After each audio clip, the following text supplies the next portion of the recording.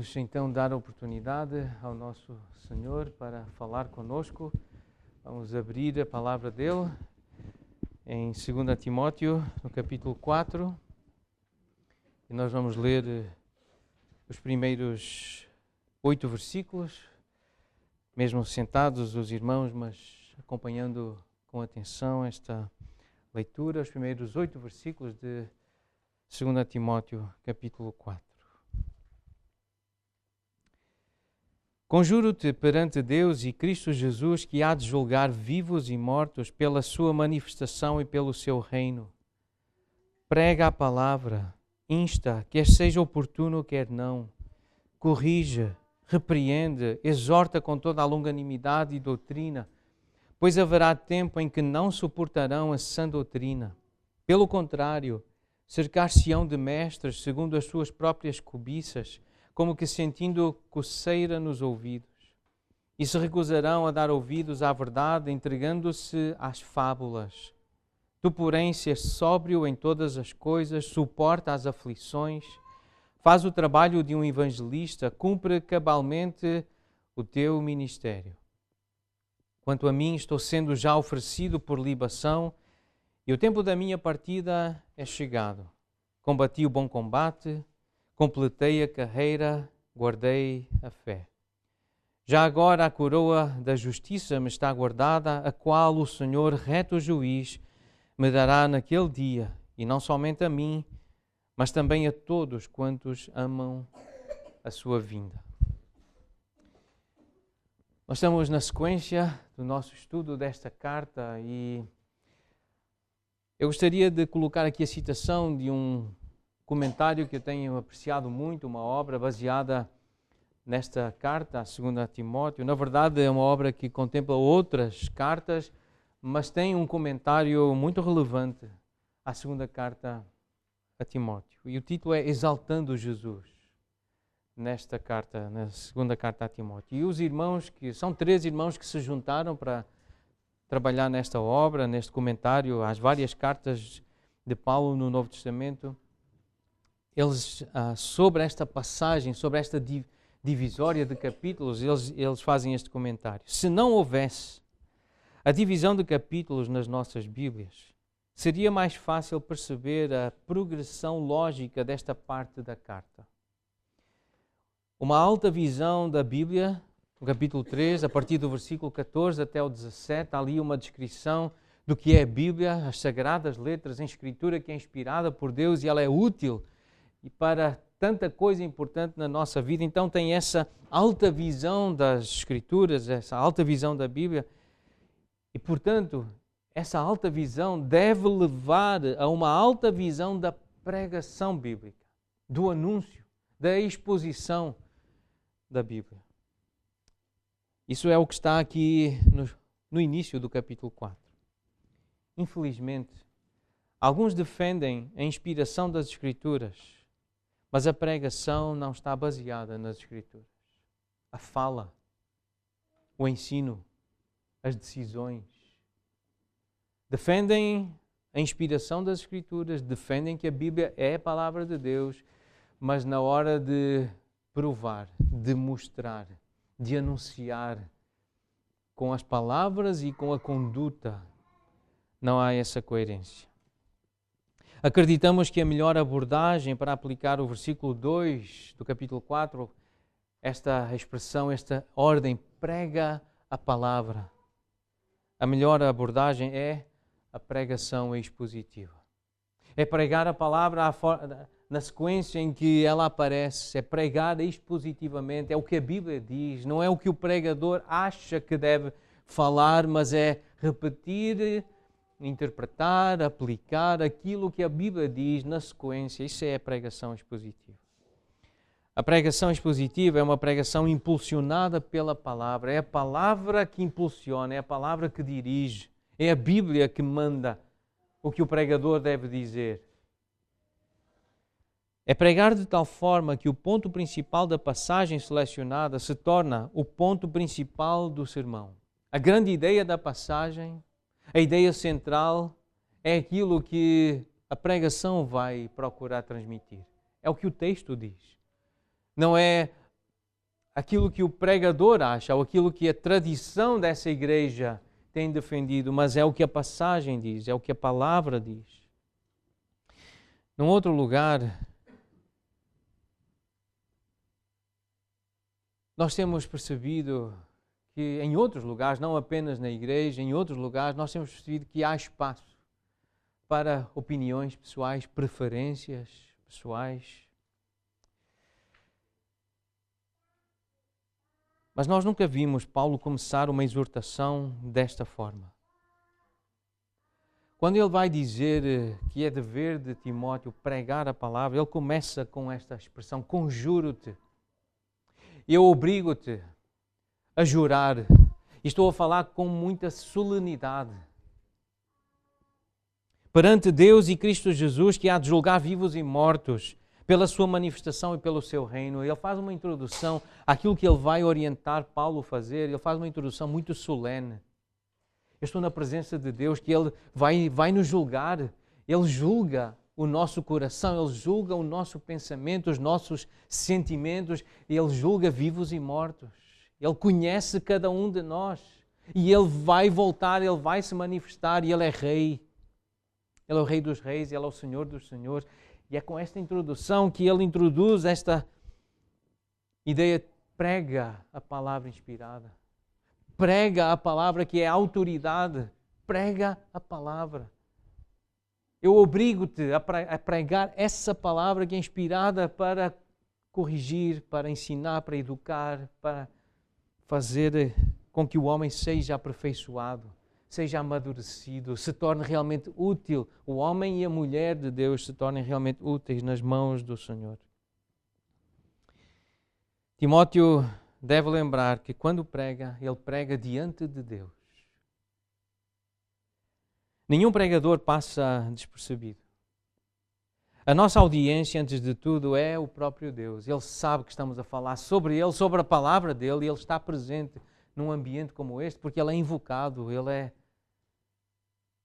omnipresente, Ele está presente, mas a sua presença de forma especial é invocada, com louvores, com orações, com a leitura da palavra dEle. Ele vem de uma forma especial manifestar-se onde estão pessoas reunidas em nome dEle, em nome do Filho dEle, movidas pelo Espírito dEle. Ele manifesta-se de uma forma muito particular. E por isso nenhum pregador passa despercebido. É por causa disso que o pastor desconhecido, aquele que não é famoso, aquele que não é seguido por muita gente nas redes sociais, ele não deve ficar desanimado com a falta de reconhecimento público, porque tem poucas pessoas no seu auditório, na sua sala, na sala onde ele serve. O pastor deve lembrar que o seu chamamento é para ser fiel a Deus e que o seu ministério ele é importante, mesmo que a sua igreja seja pequena. A avaliação final, e por isso a que mais importa, não vem das pessoas, mas de Deus. Isto é uma ideia que está nesse comentário. Esse irmão Tony Merida, foi ele que deu este testemunho nesta carta, foi ele que escreveu sobre essa realidade que muitos pastores, a maioria dos pastores nos Estados Unidos enfrentam. A maioria das igrejas nos Estados Unidos, a média é entre 50 e 70 pessoas. Não sei se sabiam disso. Nos Estados Unidos, igrejas evangélicas, a média, a maioria das igrejas tem entre 50 a 70 pessoas. O maior país evangélico do mundo. Então muitos norte-americanos ficam desencorajados. Muitos pastores dos Estados Unidos ficam desanimados, desencorajados, porque os auditórios, as salas de culto, de reunião das suas igrejas têm poucas pessoas. Então estas palavras foram escritas para colocar no devido contexto. É a palavra de Deus que estás a pregar e Deus está presente. Ele vê como é que tu estás a lidar com a palavra dele. E é isso que um pastor, um pregador, um expositor bíblico se deve preocupar. É com o que Deus está a ouvir e a ver no seu coração. As perguntas que deveriam preocupar todo o pastor pregador são estas: Deus está satisfeito com a tua forma de pregar, de tratar a sua palavra, de lidar com o texto sagrado? Deus está satisfeito com a tua motivação, pastor pregador? Deus está satisfeito com a tua atitude e com o teu cuidado para com o rebanho que Ele te confiou? São ovelhas dele, mas Ele confiou-te. Será que Ele está satisfeito contigo? Estará o Senhor, o Supremo Pastor, contente com a tua atitude? Estas são perguntas que importam. Estas são as que mais importam. Não é se as pessoas, se os membros estão satisfeitos. Isso é importante, claro que é importante. Mas o mais importante é estará Deus satisfeito com o procedimento desse pastor, pregador. Numa época cheia daqueles que pregam para agradar a homens, para serem aplaudidos, para serem seguidos nas redes sociais, nós precisamos de pregadores fiéis que pregam para agradar a Deus. Mesmo que tenham poucos seguidores, mesmo que não agradem a muitas pessoas, mas que queiram agradar a Deus. Nós precisamos de pregadores assim. Precisamos de pastores assim. Deus disse a Jeremias, capítulo 23, versículo 28. O profeta que tem sonho, conte-o apenas como sonho. Mas aquele em quem está a minha palavra, fale a minha palavra com verdade. Depois tem uma pergunta que é bem confrontativa. O que tem a palha a ver com o trigo? O que é que uma coisa tem a ver com a outra? Diz o Senhor. É trigo que o meu povo precisa. Precisa de pão, não é de palha. O povo precisa de pão, precisa da palavra. Essa palavra, como diz na sequência, é palavra que é como fogo, que prova, que purifica, que mostra a iniquidade, a impiedade. É o que vem logo a seguir na sequência do que Deus diz a Jeremias. É martelo que esmiuça a penha. A palavra, ela é martelo, ela penetra, ela esmaga consciências. A palavra é poderosa, ela é viva e eficaz. Essa é a imagem que nós temos da palavra. A imagem bíblica fiel. Paulo também lembrou Timóteo da vinda de Cristo com 3 imagens.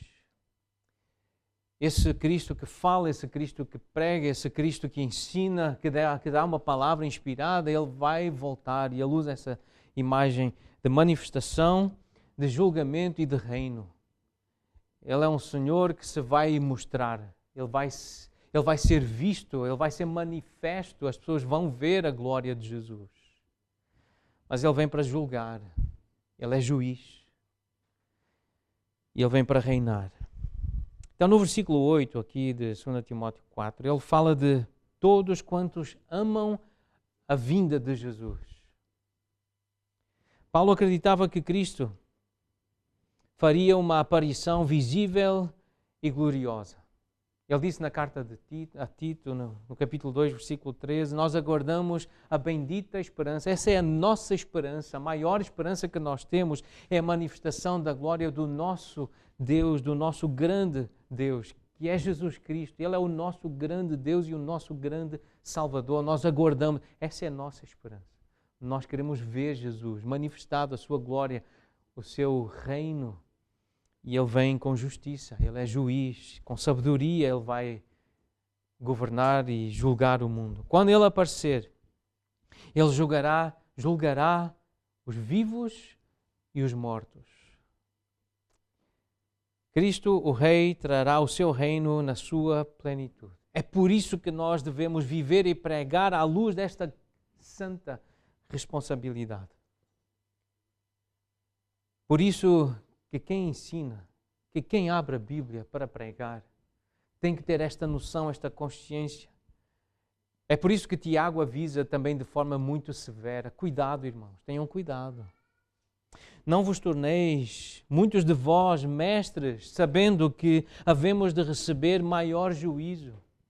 Quem se coloca nessa posição de pregar, de ensinar, de aplicar a palavra, de interpretar para poder aplicar, cuidado, porque o Senhor vem julgar. Ele vem te julgar como a forma como tu estás a ensinar. É Jesus, é o Rei dos Reis, é o justo juiz. É Ele que vai julgar. Cuidado, irmãos. Quando abrem a Bíblia e a estudam e a interpretam para aplicar aos outros, cuidado. Cuidado se querem ser mestres, porque o Senhor vai pedir contas. O autor da carta aos Hebreus também coloca a tarefa do pastor mestre na perspectiva correta. Capítulo 13, versículo 17. Ele fala daqueles que guiam o rebanho do Senhor na palavra do Senhor, na palavra que é inspirada. E ele coloca esta ideia. Ele está a cuidar da alma, ele está a procurar ensinar, mas ele vai prestar contas. Ele vai ter que estar diante do juiz. Aquele que inspirou uma palavra que deve ser usada para corrigir, para repreender, para educar na justiça. E se ele não usou, se ele não foi fiel a essa palavra, se ele não pregou com esse propósito de repreender, de corrigir, de educar na justiça, ele vai ter que dar contas a Deus. Ele vai ter que prestar contas. Esta é a perspectiva que nós devemos ter de alguém que ocupa uma posição de mestre, de pastor, de liderança espiritual. É isso que a Bíblia diz, vai haver um juízo. Cuidado, irmãos. Se querem ensinar aos outros, lembrem-se que Deus vai pedir contas daquilo que estão a ensinar aos outros. É algo muito sério. Então, nesse versículo 2 tem esta expressão, prega a palavra. Pregar significa anunciar, proclamar publicamente. Como pregadores, nós pregamos, proclamamos a mensagem. Para nós hoje, a mensagem é toda a palavra escrita de Deus. Tudo o que está escrito é palavra de Deus. Todos estes livros que estão na Bíblia Sagrada são a palavra de Deus. Então, ao longo desta secção que nós estamos a estudar em 2 Timóteo, Paulo usa várias frases para falar sobre a verdade da palavra de Deus. Ele usa esta ideia no versículo 15 do capítulo 3, sagradas letras. No versículo 16, ele usa a expressão escritura. No capítulo 4, versículo 13, ele usa a expressão sã doutrina. E no versículo 4, ele usa a verdade. E tudo refere-se à Bíblia, às sagradas escrituras, à palavra de Deus. Então nós temos a santa responsabilidade e o grande privilégio de anunciar a verdade, uma verdade atemporal, está fora do tempo. Ela é perpétua, ela é perene, ela não muda, ela não precisa ser atualizada.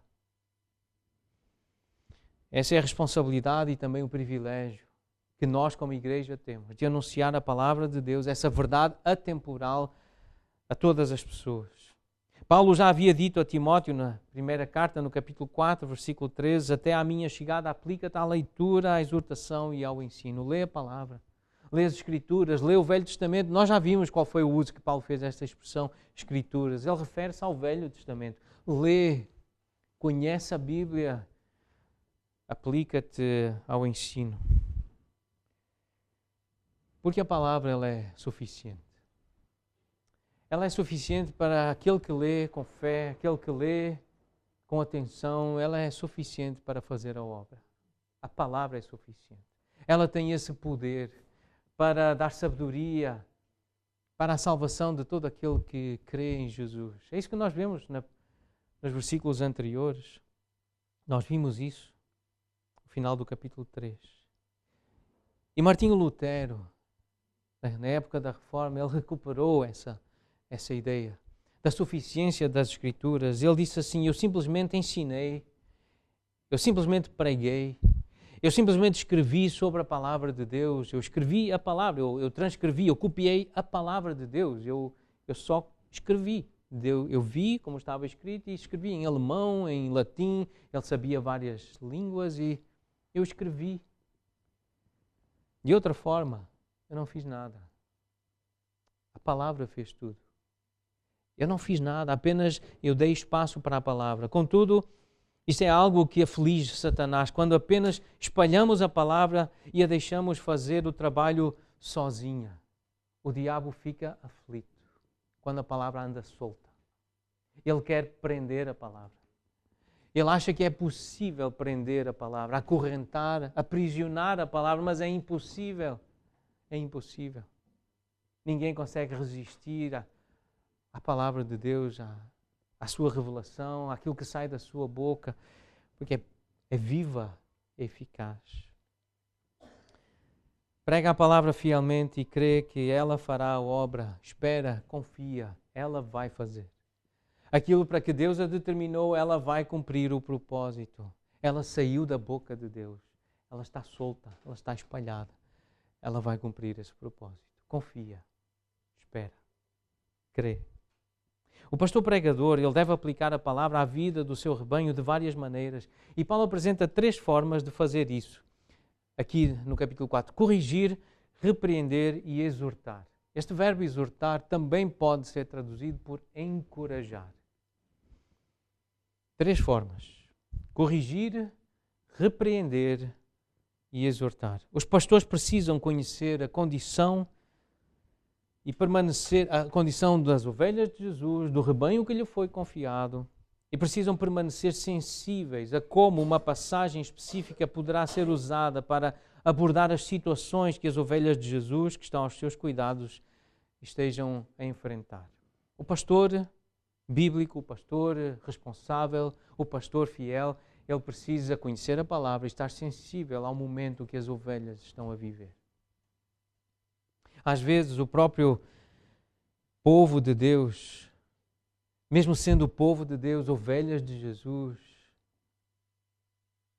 precisa de ser corrigido, precisa ser repreendido. Por causa de crenças erradas, por causa de estilos de vida, de comportamentos, de atitudes que são contrários à vontade de Deus, portanto são ímpios, comportamentos ímpios, não são piedosos, não estão a agradar a Deus. E às vezes o próprio discípulo de Jesus, o Filho de Deus, a ovelha de Jesus precisa ser repreendida, precisa ser corrigida, precisa ser exortada. E isso é papel dos pastores ao pregar a palavra. A palavra serve para isso, corrigir, repreender e exortar. É o que Deus está a dizer. Paulo ilustra essa habilidade nas suas cartas aos Coríntios. Os coríntios que foram repreendidos, irmãos, ele chama de irmãos, mas eles foram repreendidos por causa da sua imoralidade sexual que estava a ser expressa, vivida lá no meio da igreja. Havia pessoas a praticar coisas que nem os ímpios, nem os incrédulos praticavam. 1 Coríntios 5 dá um exemplo. Paulo ilustra essa habilidade na carta aos Gálatas. Essa habilidade que ele tinha de usar a palavra para repreender os irmãos da Galácia por continuarem a falhar em entender e pregar o Evangelho da graça. Eles estavam a querer voltar ao Evangelho da velha aliança, praticar as coisas da velha aliança, das pessoas que estavam presas a uma mentalidade cultural judaica, circuncisão, obras para a salvação, sem ser uma evidência da salvação, mas a razão para a qual poderiam e deveriam ser salvos. E a velha aliança também era baseada na graça. Não era baseada na obediência à lei, era na graça de Deus que dava líderes, dava profetas, que deu a sua lei, a sua palavra para guiar o povo, conduzir o povo, mesmo contrariado, mas era conduzido para fazer o que Deus queria. Pela graça de Deus, Ele cuidou do seu povo na velha aliança. Algumas vezes o povo de Deus, e de novo uma citação desse comentário, algumas vezes o povo de Deus precisa ser corrigido para voltar ao caminho da retidão. Isso significa que a disciplina eclesiástica é, na verdade, praticada todas as semanas.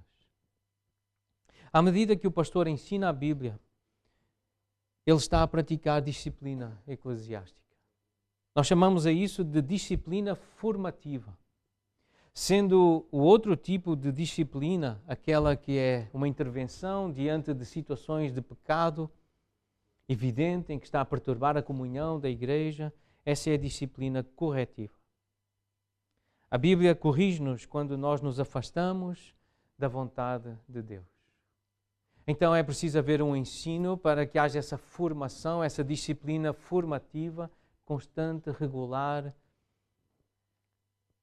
É preciso anunciar a palavra de Deus, é preciso pregar a palavra para aqueles que a desconhecem, que ainda não ouviram, ouçam, entendam, sejam esclarecidos e possam saber como obedecer a Deus, como agradar a Deus. Em momentos em que há obstinação, rebeldia, insubmissão, há imoralidade, há desobediência, há necessidade de uma disciplina corretiva, uma intervenção para dizer isso aí tem que parar, isso aí não pode continuar.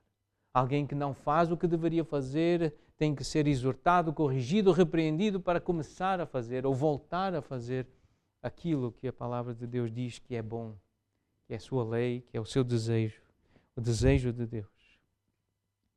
Às vezes os pastores eles precisam encorajar o rebanho quando este enfrenta medo, ansiedade ou grandes pesos, grandes fardos. Está muito difícil. E aí é preciso uma palavra de encorajamento. Então aquele verbo exortar, ele também tem esse sentido de encorajar. Nas promessas de Deus, o poder que há no Evangelho, o poder que há na submissão ao Espírito Santo. Ele é Deus, Ele tem todo o poder. E se alguém se submete à palavra de Deus, se alguém é submisso ao Espírito Santo, tem o poder de Deus disponível para suportar esses fardos que a vida nos traz. O peso do pecado de outras pessoas sobre nós. Os pastores devem aplicar as verdades do texto para edificar e fortalecer os santos que sofrem. Há pessoas que sofrem por causa de doença, por causa de morte na família. E os pastores devem ser capazes de usar a Escritura apropriada para trazer consolo, conforto, esperança na manifestação do grande Deus, manifestação do grande Salvador Jesus Cristo. Jesus vai voltar, vai haver ressurreição. Nós precisamos de conhecer as Escrituras, onde estão essas partes, essas passagens, para ler no momento apropriado. É alguém que maneja bem a palavra da verdade e que a sabe usar no momento em que é necessário usar para trazer esse consolo, esse conforto. É claro, pode-se fazer tudo isso num único sermão, a repreensão, a correção, o consolo. E devido ao escopo, à abrangência surpreendente da Bíblia, nós podemos abordar todos os tipos de pessoas de várias maneiras. É claro que a correção, a repreensão e a exortação devem ser centradas em Cristo do começo ao fim. Ele é o padrão, Ele é o exemplo. E sempre que vamos corrigir, vamos repreender, nós vamos exortar, é com base em Cristo, na sua fala, no seu ensino, no seu caráter, na sua vontade, nos seus desejos. É preciso mostrar a necessidade, o problema que a pessoa tem, a carência que ela tem. É preciso mostrar-lhe como ela precisa de perdão, como ela precisa de se arrepender, como ela precisa do Espírito Santo na vida dela. E depois é preciso apresentar a provisão, a solução para os problemas. E essa solução, essa provisão, ela está centrada em Cristo. A obra de Cristo na cruz. Essa é a maior provisão que nós temos para enfrentar o pecado, enfrentar o mal, enfrentar a incerteza do futuro. É Cristo, a esperança da glória. Hoje em dia nós temos todo o tipo de pregadores que estão disponíveis para coçar os ouvidos. Há pessoas com comichão que querem que alguém lhes coce os ouvidos. Essa é a imagem que Paulo está a usar aqui com Timóteo. E não faltam pregadores que estão dispostos a coçar os ouvidos de todo tipo de gente. Alguns ensinam que não se pode acreditar nos milagres da Bíblia. Há pastores assim nos nossos dias, que é tudo histórias, são fábulas, são invenções, são parábolas. E há pastores assim, a pregar dessa forma. Outros chamam a atenção ao negar a confiabilidade histórica da Bíblia, a pôr em causa eventos, a contemporaneidade, a atualidade da Bíblia, a relevância da Bíblia. Muitos enchem estádios com os seus ensinamentos corruptos acerca de prosperidade, saúde e riqueza financeira, material, física. Não falta pregadores para todo o tipo de comichão que as pessoas possam estar a sentir. Mas nós devemos pregar a verdade. Nós somos uma igreja bíblica. Nós pregamos a Bíblia. Nós pregamos a verdade. Nós devemos aconselhar a verdade uns aos outros. Porque há uma grande carência da verdade.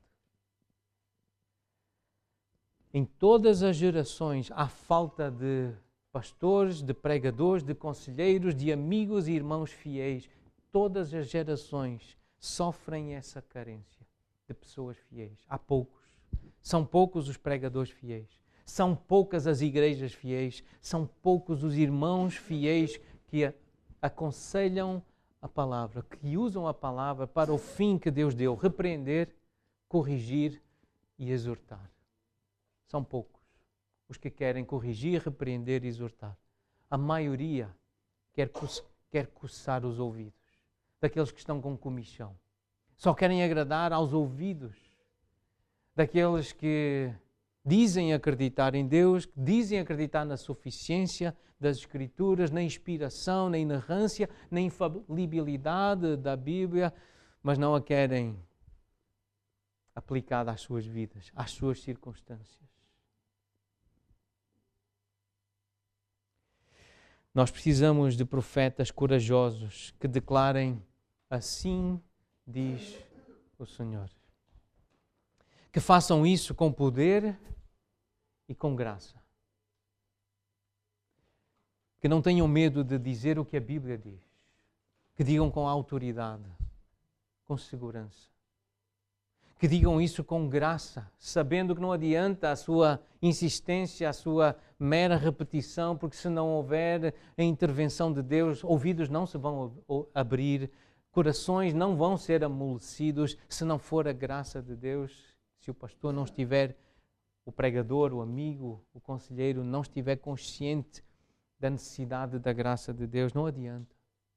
Não adianta insistir, não adianta gritar, não adianta ilustrar. É a graça de Deus que faz.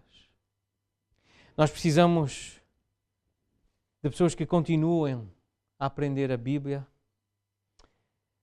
Nós precisamos continuar a estudar as Escrituras, a acreditar nela e a pregá-la, a aconselhá-la. É a Bíblia que precisa ser pregada. Não a minha opinião, não o que eu acho, mas o que a Bíblia diz. Assim diz o Senhor.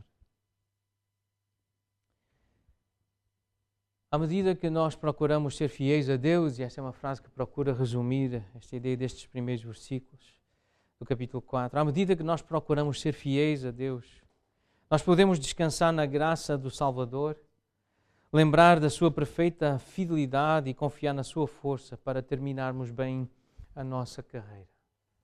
Se nós um dia terminarmos bem, precisamos reconhecer que é pela graça de Deus. É pela fidelidade dEle, do caráter dEle, a misericórdia de Deus. Deus é bom, Deus é fiel, Deus é gracioso. E se alguém como Paulo tinha essa consciência, eu já acabei a minha carreira, eu já acabei. Eu guardei a fé. Ele foi bem claro a reconhecer que isso foi pela graça de Deus. Ele que noutrora tinha sido um blasfemo, um perseguidor da igreja, mas superabundou a graça de Deus na vida dele. E por isso ele pôde terminar bem a sua carreira. Para cumprir o nosso ministério, nós devemos evitar controvérsias tolas e assuntos triviais.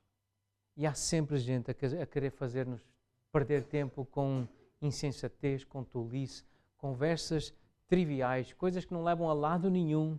É andar ali a perder tempo com argumentos redundantes, sempre à volta da mesma coisa. É trivialidade, é banalidade. Então, nós temos coisas mais importantes para pensar, para fazer, para ensinar. Vamos nos ocupar com aquilo que realmente importa, com a palavra de Deus, com a verdade. Um conde que foi missionário também no século XVII, tempo dos Morávios, herdeiro e também professor na mesma universidade onde Martinho Lutero ensinou, Nikolaus Zinzendorf, ele disse assim: prega o Evangelho, morre e sê esquecido. Não te preocupes contigo. Não te preocupes em deixar uma fama, que as pessoas se lembrem de ti. Preocupa-te em ser fiel, pregar o Evangelho. Dedica-te a pregar a verdade. Prega o Evangelho. E depois morre. Completa a carreira. O tempo da libação é chegado, o tempo da oferta é chegado, morre. e ser esquecido. Não te preocupes se vais ser lembrado ou não. Como nós precisamos de ouvir isto. Homens e mulheres de Deus, pregadores, membros da Igreja Bíblica, como nós precisamos disto. Nós não temos que ser lembrados, Cristo tem que ser lembrado. Ele não pode ser esquecido, a sua palavra não pode ser negligenciada. Agora nós, quem somos, o que fizemos, por que fizemos, o que demos, se esquecerem, não faz diferença nenhuma. Crentes genuínos são aqueles que amam a vinda de Jesus. E essa é uma evidência segura da fé salvadora. É ter o coração voltado para Cristo. Os descrentes, os ímpios, eles temem a vinda de Cristo. Mas como crentes, nós desejamos que Jesus volte, a manifestação do nosso Senhor.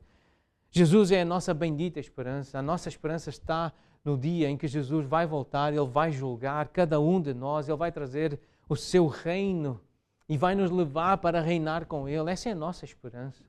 Não é o sucesso aqui, não é quantos seguidores nós temos aqui, se a nossa igreja é grande, se o nosso ministério é famoso.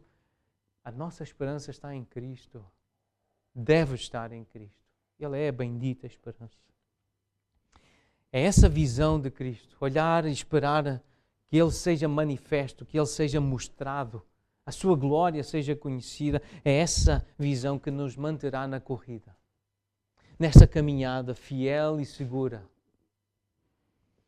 A pergunta é, tu vês Jesus? Tu estás com os olhos postos em Jesus? Estás a olhar para Cristo? Porque lá está Ele está a chegar, Ele vem aí, diz Paulo. Jesus vai ser manifestado. Olha, Ele está aí. Continua a correr, continua a lutar, continua a confiar. Em breve tu irás vê-lo como Ele é. Diz o apóstolo João, nós havemos de vê-lo como Ele é. Ainda não vemos, ainda vemos como um espelho muita coisa. Ainda está tão nublada. Mas um dia nós haveremos de vê-lo como Ele é. 1 João capítulo 3 tem essa ideia. Então, tu verás as suas mãos marcadas pelos cravos. Tu olharás para os seus olhos majestosos, aqueles olhos que são como uma chama de fogo, que te conhecem, que penetram no teu interior, que sabem tudo acerca de ti. Tu vais ver esses olhos. Tu vais contemplar os seus lábios e vais ver que os lábios de Jesus vão se abrir e Ele vai falar. E Ele dirá, muito bem, servo, bom e fiel, muito bem. Ele colocará uma coroa na tua cabeça e naquele dia tu não te arrependerás de ter lutado, de ter corrido, de ter perseverado por amor ao seu nome, ao seu reino. Não por amor a ti, à tua família, ao bem-estar dos teus filhos, mas tu correste, tu perseveraste, tu pregaste por amor a Jesus e ao reino dele. Não é por causa da tua fama, não é por causa dos teus filhos, da tua esposa, da tua casa, do teu património, mas por causa do Rei, do reino. Naquele dia, quando os lábios dele se abrirem para te dizer muito bem, servo bom e fiel. Quando Ele te puser a coroa na cabeça, porque tu amas a vinda dEle e estás preocupado com Ele e com a vinda dEle, tu não te vais arrepender de te ter sacrificado, de ter perdido relacionamentos, amigos, ter perdido saúde, ter perdido a aparência física, ter perdido peso, ter perdido sono, por causa de Jesus. Porque Ele vê, Ele conhece, Ele sabe porque é que fizeste o que fizeste. Se fizeres para lhe agradar, o Senhor sabe, o Senhor vê.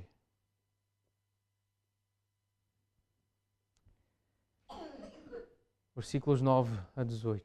Convido-os a acompanharem a leitura.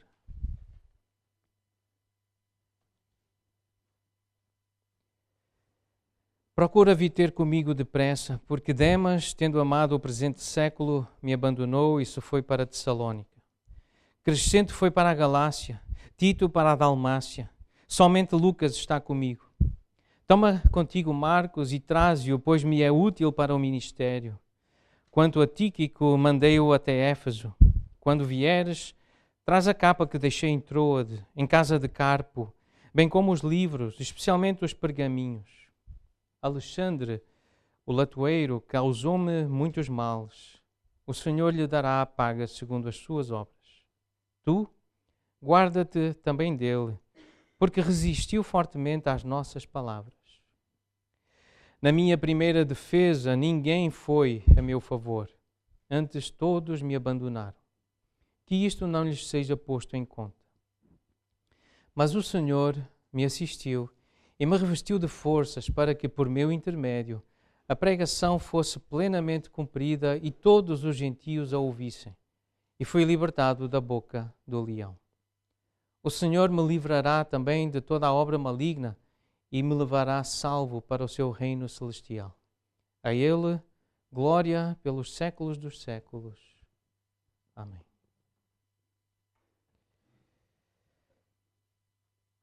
Nestas últimas palavras do apóstolo Paulo, porque são as últimas que nós temos registadas, as últimas mesmo são as de 19 a 22, que nós já vamos ler, mas nós vemos a importância de relacionamento na vida do apóstolo. Ele menciona aqui muitos nomes. Então o que é que está na mente do apóstolo na hora da sua morte? Ele está quase a morrer, ele está consciente disso, e o que é que ele pensa? Em que é que ele pensa? Em Jesus e em pessoas. Ele pensa em Cristo e nas pessoas. Isto mostra que Paulo ele não era um lobo solitário. Conhecem esta expressão, não é? Ele não era alguém que queria andar sozinho, independente. Ele sempre mencionava pessoas nas suas cartas. No capítulo 1, ele descreve a triste deserção de Fígelo e Hermógenes. Mas ele também descreve o serviço exemplar de Onesíforo. No capítulo 4, ele menciona vários indivíduos, tanto amigos quanto inimigos. Alguns foram fiéis, outros foram infiéis. Alguns começaram bem, mas desviaram-se.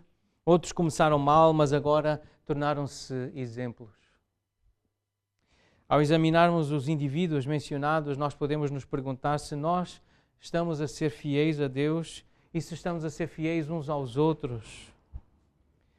Podemos perguntar, tu és como Demas ou como Marcos? Tu és um Alexandre ou um Lucas? Nestes versículos, nos versículos de 9 a 15, Paulo lista 9 nomes, 9 pessoas. Embora nós não devamos julgá-las, parece que o suficiente é dito sobre estas pessoas para, pelo menos, nós aprendermos com elas e examinarmos a nossa própria fidelidade a Deus e às pessoas. Alguns exemplos, então. Timóteo. Paulo diz que ele é um filho fiel. E no versículo 9 fica evidente o desejo, a necessidade que ele tinha da proximidade, da companhia do filho fiel, o filho espiritual dele. Tito, um consolador fiel. Tíquico, um mensageiro fiel. Crescente, um fiel desconhecido. Lucas, um amigo fiel. Carpo, um anfitrião fiel. Marcos, um infiel restaurado. Demas, um desertor infiel. E Alexandre, um adversário infiel. Várias pessoas, todas elas tiveram lugar na vida de Paulo, na memória de Paulo, e Paulo mencionou nomes. Ele expôs pessoas que eram conhecidas de Éfeso e de Timóteo, mas ele não se inibiu de mencionar nomes. Quer para exaltar, destacar as suas virtudes, quer para apontar, destacar os seus defeitos, os seus pecados. Embora o desejo final de Paulo fosse ver o seu Salvador, ele ainda queria ver o seu filho espiritual. Isto é muito evidente. Ele queria, acima de tudo, estar com Jesus, ver Cristo, ele ansiava a manifestação de Jesus, mas ele diz a Timóteo, procura vir ter comigo depressa. Timóteo, eu também quero gente. Eu quero Jesus, mas eu também quero e preciso de pessoas. Ele diz isso várias vezes nas suas cartas. Como ele ficava perturbado no seu espírito, porque um dos seus companheiros ainda não tinha chegado. Ele sentia falta de gente. John Stott, ele diz assim, às vezes, escreveu a comentar esta passagem, ele disse assim, às vezes nós encontramos pessoas super espirituais, e isto entre aspas, não é? Porque São pessoas que se acham super espirituais, que afirmam nunca se sentir sozinhas e não ter necessidade de amigos, pois a companhia de Cristo satisfaz todas as suas necessidades. Algumas dizem, eu tenho Jesus, não preciso de ninguém. Mas Paulo não disse assim. Ele diz, eu preciso de Jesus, mas eu também preciso de ti, Timóteo. Procura vir ter comigo depressa. E Stott continua, ele diz assim, mas a amizade humana é a provisão amorosa de Deus para a humanidade. Nós precisamos de amigos. Nós precisamos de irmãos. Nós precisamos uns dos outros. Nós precisamos dos membros da igreja. Deus criou-nos com essa carência, com essa necessidade. Marcos foi um infiel, mas um infiel restaurado. A respeito deste João Marcos, porque tudo indica que esse era o nome dele e é assim que ele é conhecido no Novo Testamento, Paulo escreve, toma contigo esse Marcos e traze-o, pois me é útil para o ministério. A história deste homem é encorajadora. Ele começou com muitos privilégios e oportunidades incríveis. Ele foi acompanhar só Barnabé e Paulo. Ele foi acompanhar na primeira viagem missionária estes dois líderes que se destacaram em Antioquia. A casa da sua mãe era uma das principais casas, talvez um dos principais lugares para a igreja de Jerusalém. Pedro juntou-se aos discípulos nesta casa depois de sair milagrosamente da prisão. Isso está lá em Atos capítulo 12. Esta casa também poderá ter sido, tudo indica, a história da igreja indica que poderá ter sido o lugar onde o Senhor Jesus comeu aquela última Páscoa. A ceia do Senhor foi instituída na casa de João Marcos. Marcos foi uma testemunha ocular de Jesus e pode ter sido aquele jovem que fugiu nu. Isso está lá no Evangelho de Marcos, no capítulo 14. Na altura em que Jesus foi preso, ele fugiu. E é o único que conta essa história e os intérpretes, os estudiosos, os especialistas, dizem que muito provavelmente ele está a descrever o que ele fez. Ele estava, portanto, familiarizado com a vida, com o ministério de Jesus e ele era foi útil para Paulo. Mas no início da carreira deles, naquela primeira viagem missionária, Marcos foi junto com Paulo e com Barnabé e por alguma razão que nós não sabemos qual, ele abandonou a viagem, ele voltou para casa. E mais tarde Barnabé quis levá-lo quando eles quiseram visitar de novo as igrejas para encorajar os irmãos. E Paulo resistiu e Paulo zangou-se com Barnabé. E ele rejeitou essa ideia porque ele via que Marcos era um desertor. Ele abandonou. Barnabé e Marcos seguiram um caminho, Paulo e Silas seguiram outro, houve ali uma separação. E é isso que a Bíblia conta. Contudo, Marcos, ele foi restaurado e mais tarde ele está presente com Paulo durante a primeira prisão do apóstolo em Colossenses capítulo 4, versículo 10. Nós vemos a presença de Marcos ali junto com Paulo. E Paulo chama-o de cooperador. Na carta a Filemão, no final da carta, ele chama de cooperador, os cooperadores, e ele cita este Marcos. E Pedro também cita Marcos como um filho, o seu filho. 1 de Pedro, capítulo 5, versículo 13, Pedro chama Marcos de filho. E aqui em 2 Timóteo, passados 20 anos,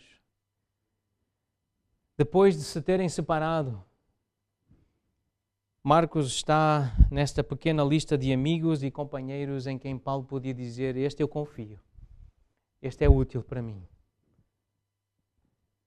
Então a história de Marcos, ela deve dar esperança aos cristãos que um dia desertaram, caíram, apostataram, que duvidaram.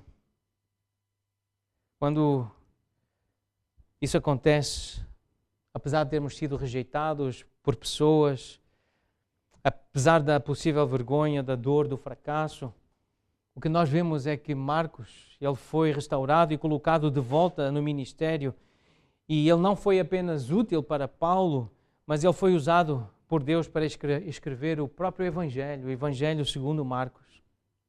sob a inspiração do Espírito. Marcos dá-nos um relato do Evangelho, que é um Evangelho cheio de ação, focando no Messias, que é o Messias sofredor, o homem de dores que sabe o que é padecer. Este Messias restaurou e pode restaurar qualquer pessoa e a qualquer um de nós pela sua graça, porque Ele é misericordioso, Ele é compassivo, Ele é paciente, e qualquer um de nós que tenha caído, que tenha desertado, que tenha fraquejado, pode ser restaurado pela graça deste Messias. Esse é o Evangelho que Marcos entendeu muito bem, sobre o qual ele também testemunhou. Nesta secção nós vemos um vislumbre da humanidade e das necessidades de Paulo. Paulo, ele queria ver Jesus, ele queria estar com Jesus, mas ele também precisava de gente, precisava de pessoas. E mais uma vez, John Stott diz assim: quando o nosso espírito se sente solitário, nós precisamos de amigos. Quando o nosso corpo está com frio, nós precisamos de roupas. Traz a minha capa, Paulo disse. Quando a nossa mente está entediada, nós precisamos de livros. Admitir isso não é anti-espiritual, é humano. Nós precisamos de coisas da terra. Nós precisamos de coisas aqui, desta dimensão. Nós precisamos de gente, nós precisamos de abrigo, nós precisamos de livros, nós precisamos de ensino. Nós precisamos de gente. Aqui mais um nome, Alexandre, um nome que eu gostaria de destacar, este adversário infiel. Alexandre foi um óbvio oponente de Paulo e do Evangelho. Paulo observa que ele lhe causou muitos males e que resistiu fortemente às suas palavras. Ele pode ter estado envolvido na segunda prisão de Paulo, isto é só uma possibilidade, e como um latoeiro, alguém que trabalhava com metais, com latão, ele pode ter sido um fabricante de ídolos que se ressentia de Paulo e do ensino de Paulo, tal como Demétrio, lá em Atos capítulo 19, porque Paulo estava a prejudicar o seu lucro. A pregação de Paulo estava a atrapalhar a profissão de Alexandre. Em 1 Timóteo, Paulo menciona um Alexandre, a quem ele entregou a Satanás, no capítulo 1, 1 Timóteo 1, versículo 20. Mas nós não sabemos se é o mesmo Alexandre. Mas Paulo diz duas coisas sobre Alexandre. Primeira coisa, o Senhor lhe dará a paga, segundo as suas obras. Deus sabe, Deus viu, Deus conhece, Ele é justo juiz. E Paulo diz então que o Senhor, o justo juiz, faria o julgamento final sobre esse homem. Então, é uma das afirmações. A outra é que ele diz a Timóteo: Timóteo, tem cuidado, guarda-te dele, tem cuidado com este tipo de gente. Ele até pode ter parecido piedoso, um irmão, alguém que tinha interesse nas coisas de Deus e na palavra de Deus, mas tem cuidado com esta gente que resiste às palavras dos apóstolos, resiste a Jesus, resiste ao ensino da Bíblia. Cuidado. Tem cuidado com ele. Guarda-te.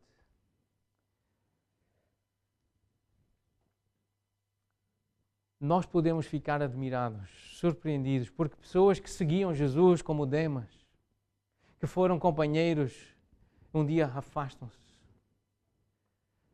Mas não devemos, realmente, é insensato da nossa parte, é muito infantil da nossa parte, achar que isso não pode acontecer. Que uma pessoa que se comportou de forma fiel durante tantos anos, que ela não pode cair, que não pode se afastar do Senhor, que não pode agir de forma ímpia. Alguém que tem tido um padrão de piedade, de submissão a Cristo e às Escrituras, achar que essa pessoa jamais se vai afastar do caminho, isso é ingenuidade da nossa parte. A Bíblia mostra exemplos claros de pessoas que foram fiéis e por causa da angústia, por causa da perseguição, por causa do amor ao mundo, por causa do amor às riquezas, por causa de desejos ímpios que brotam do coração do homem, elas afastaram-se do caminho e agiram de forma ímpia. Isso não nos deve surpreender. Que de repente alguém que pregava deixou de pregar com fidelidade. Alguém que se portava com fidelidade deixou de se portar com dignidade e fidelidade. Nós devemos lembrar de Jesus. E Paulo, ele lembra-nos de Jesus. A forma como ele terminou a vida é uma forma que honra Jesus e que imita Jesus, que nos aponta para o supremo exemplo, o grande modelo que nós temos. Tal como Jesus, Paulo tinha ido a Jerusalém sabendo que estava a caminho da morte. E nós sabemos que Jesus se dirigiu a Jerusalém, ele sabia que ia ser crucificado. A mesma coisa aconteceu com Paulo em Atos capítulo 21. Ele seguiu intrépido para Jerusalém sabendo o que lhe ia acontecer. Agora aqui em 2 Timóteo, Paulo está no seu próprio jardim do Getsemane e ele diz: todos me abandonaram. Como Jesus disse em Marcos capítulo 14, versículo 50. E como Jesus, Paulo também diz que isto não lhes seja posto em conta. A mesma coisa, o mesmo Espírito de Jesus. Pai, perdoa-lhes, eles não sabem o que fazem. E assim ele mostrou misericórdia e não amargura. Nem Jesus, nem Paulo mostram no fim da sua vida, sentindo-se traídos, abandonados, escarnecidos, injustiçados. Nenhum deles mostra amargura, mas misericórdia. Paulo mostra-nos Jesus. Ele lembra-nos Jesus. Paulo também sabia, tal como Jesus sabia, que ele não estava sozinho. O Senhor estava com ele. Versículo 17 aqui em 2 Timóteo 4. O Senhor estava com ele. Pela força de Deus, este apóstolo, este imitador de Cristo, anunciou o Evangelho aos gentios que estavam presentes. E esta é uma poderosa ilustração do versículo 2. Prega a palavra, insta, quer seja oportuno, quer não, mas prega. Estás preso, continua a pregar. Estás fraco fisicamente, mas prega. É oportuno ou não é oportuno? Estás na presença do imperador, da autoridade, mas prega. Quer seja oportuno, quer não. A principal preocupação de Paulo não era com ele mesmo, mas com a mensagem de Cristo. Diante daquela grande multidão, perante juízes e talvez diante do próprio imperador, Paulo declarou publicamente o Evangelho. Ele não temia os homens, porque ele pregava perante Deus e perante Cristo Jesus, que há de julgar vivos e mortos. Era diante de Deus que ele pregava. Ele não se preocupava com os ouvintes humanos. A grande preocupação era o que Deus iria dizer da sua pregação. Quando nós reconhecemos que, em última análise, nós estamos diante de Deus, do Deus Todo-Poderoso, nós somos libertados do temor de homens. Porque Deus é Ele que nos dá a força, é Ele que nos entrega a mensagem, é Ele que nos protege do mal e, por fim, Ele nos levará ao céu. E por isso Deus merece a glória, como está aí no versículo 18. A Ele glória pelos séculos dos séculos. Amém. Eu não tenho medo do que as pessoas possam pensar ou fazer comigo. Eu temo o Senhor, diz o apóstolo Paulo. Vamos terminar a leitura da carta, versículos 19 a 22. Saúda Prisca e Áquila e a casa de Onesíforo. Erasto ficou em Corinto, quanto a Trófimo deixei-o doente em Mileto. Apressa-te a vir antes do inverno. Eubulo te envia saudações. O mesmo faz imprudente Lino, Cláudia e os irmãos todos. O Senhor seja com o teu espírito. A graça seja convosco. Nós começamos esta exposição de 2 Timóteo a observar a natureza centrada no Evangelho desta carta. É sobre o Evangelho que esta carta trata. Agora Paulo encerra com uma bênção centrada no Evangelho. O Senhor seja com o teu espírito, que a graça seja convosco. O Evangelho é a maior manifestação da graça de Deus. Então o último pensamento do apóstolo Paulo registado é graça. Aquilo que ele pensou, a última coisa que ele pensou e que está escrito, 2 Timóteo é a última carta de Paulo, o último pensamento registado, graça. Que a graça seja convosco. Foi este o último pensamento do apóstolo. Este apóstolo, marcado pela guerra, experimentou a maravilhosa graça de Deus, testemunhou o Evangelho dessa graça e encerrou orando para que a graça do Salvador fortalecesse e capacitasse o seu amado filho Timóteo.